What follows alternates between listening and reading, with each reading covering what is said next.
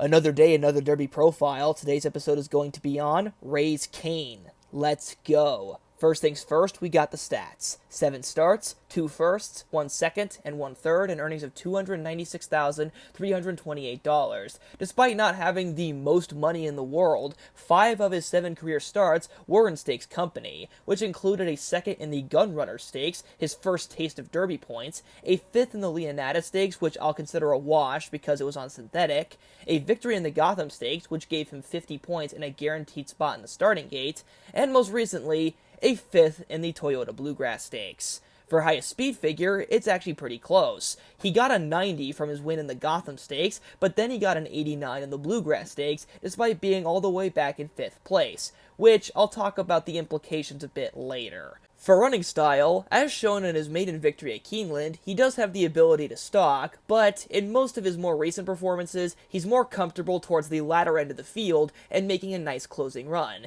Whether he can put it all together, though, relies on a lot of factors, such as a fast pace and also the distance of the race. And that transitions nicely onto the strengths of Raise Cain. Now, as previously mentioned in the Sun Thunder episode, Sun Thunder's greatest strength was the fact that he was able to navigate a 14-horse field and finish a game second. Raise Cain did him one better, running against a 14-horse field in the Gotham Stakes, coming from behind, navigating the field, and winning.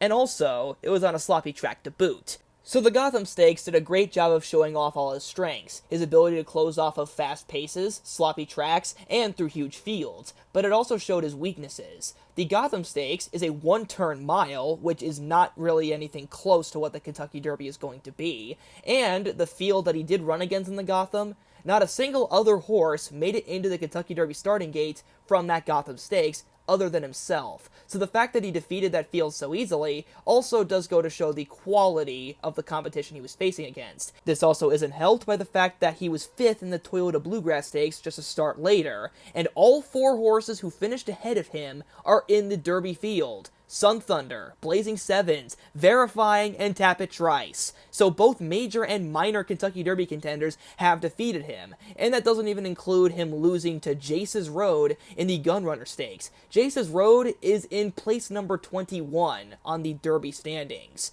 And this is not helped by the fact that the Bluegrass Stakes produced a similar speed figure to his win in the Gotham. On paper, you might think, wait a minute, isn't that a good thing, the fact that he was able to run a similar speed figure at 2 turns as 1 turn? It would be if it weren't for the fact that he was 5th in that Bluegrass Stakes. And this doesn't even include all of the aforementioned cons that I've mentioned with closers in this year's Kentucky Derby, particularly having to do with pace, because his victory in the Gotham was off of very fast early fractions, and he probably won't get that in this year's Derby.